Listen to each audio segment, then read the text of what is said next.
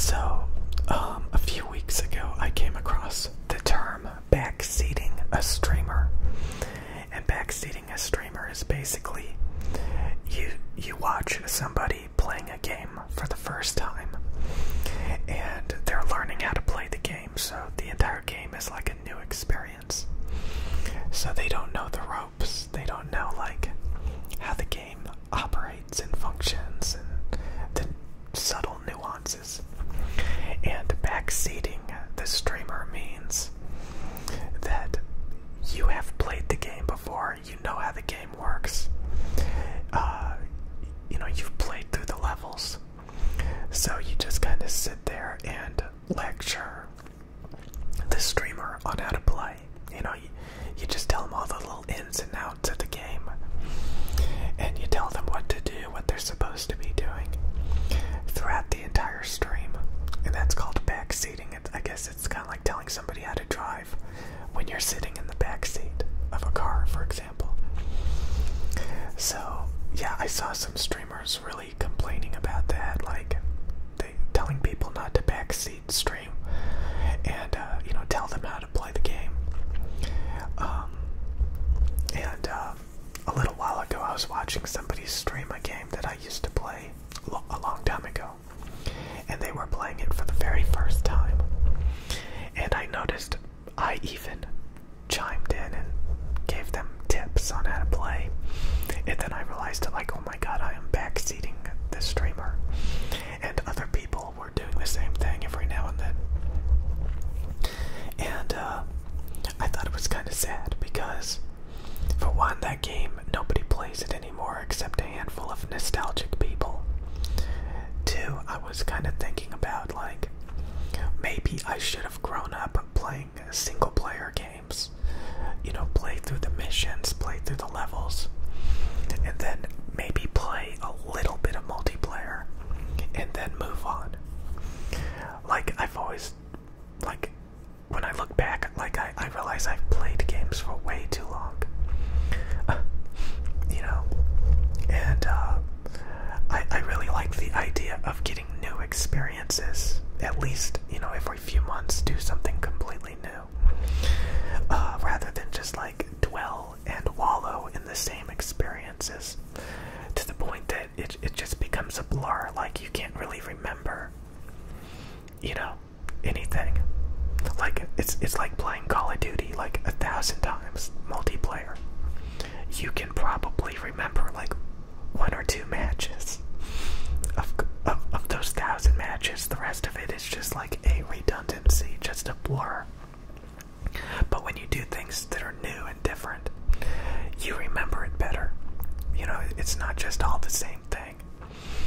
So I was kind of thinking, like, maybe I should have played through the levels. Maybe I should have played through the missions. Get the gist of it, understand the story, get the gist of the multiplayer, and then move on to a different experience, Don't just, like, keep playing it forever and ever and ever and ever and ever, to the point that, like, you're not really getting a new experience out of it. I don't know.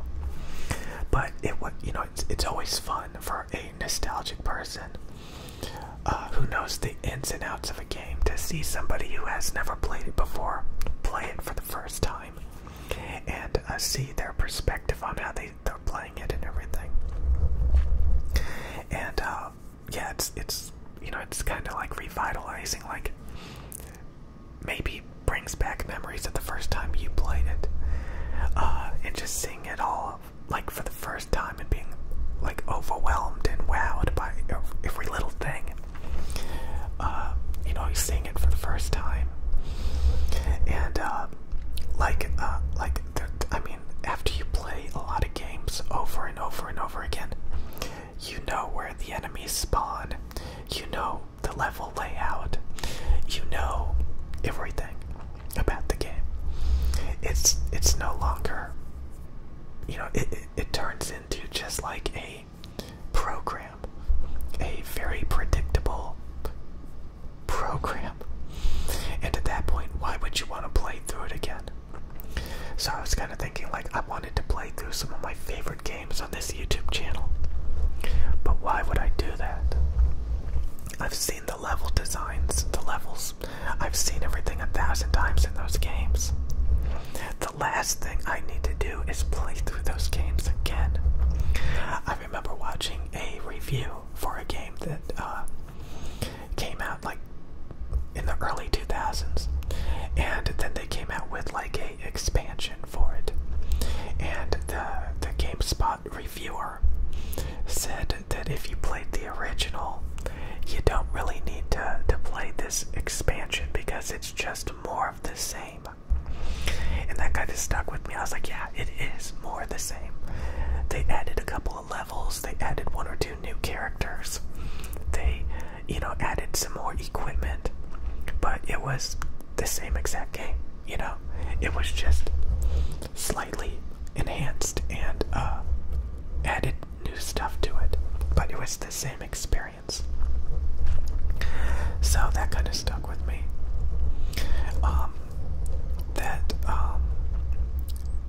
Definitely, I wish that I didn't dwell and wallow in a lot of stuff that I thought was really mesmerizing as much as I have. These days when I reflect back on it, like, I've been interested in so many things, I've been addicted to so many things, and over time, you know, if you wait long enough, you really do get bored of a lot of it, and you get to the point where you've experienced everything, and you just move on. You just move on from things, and it gets to the point where, like, you no longer have any connection to a lot of things. Like, you just drift away from it more and more and more.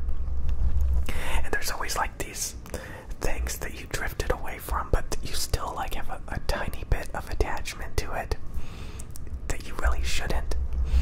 Like, it's kind of like a illogical attachment that still lingers, that hasn't fully snapped away. And that's like terrible. I hate that. You know, you just want to cut that string, you just want to cut it so you can just move on completely. I mean, again, it's not just like video games, but there's so many things that you could be nostalgic about that you could want to like move on from, and eventually, usually you do. You know, usually you do. So, like, this was about like backseating streamers who are playing games for the first time because you're nostalgic and you played those games before in the past and have a really deep understanding of them. It's the novelty of that wears off pretty quick. I realized, especially when you see other people, you know, doing the same thing. Again, I talked about this. Single player games are a on-rails experience. That's so terrible. It's kind of like watching a movie. Everybody gets the same experience. They all watch the same movie. They know the movie, you know? When you play a single player game, it's like that. Everybody knows that same experience. Everybody knows the same levels, the same story. They know what happens. And that's the reason why they have things called spoilers.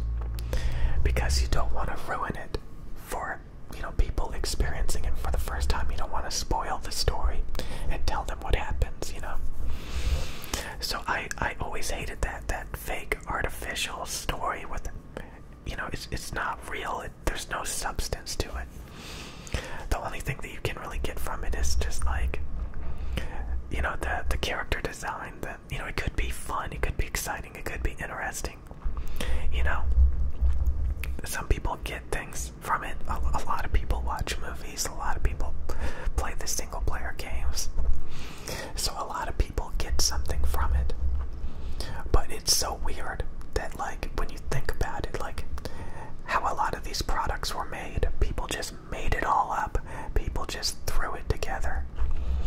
Like, imagine, like, making the levels and just saying, okay, the player is going to go through this, they're going to have these options, they're going to push these buttons, you know, these things are going to happen, these scripted events are going to happen, and the player is going to be like, wow. And, you know, it's like going to an amusement park and just sitting on a ride and floating through the ride and experiencing it exactly the way the developer intended.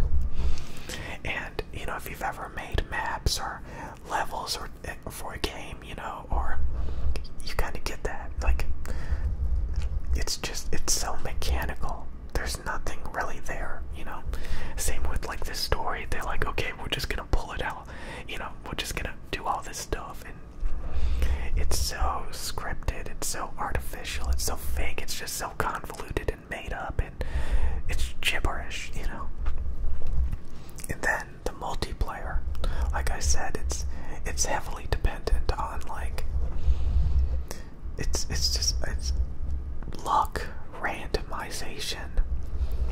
It's just, again, I mean, I still have fun playing video games, you know, I'm not gonna lie. There's a couple of games that I still get some enjoyment out of, you know, but I wish I didn't, to be honest. Because again,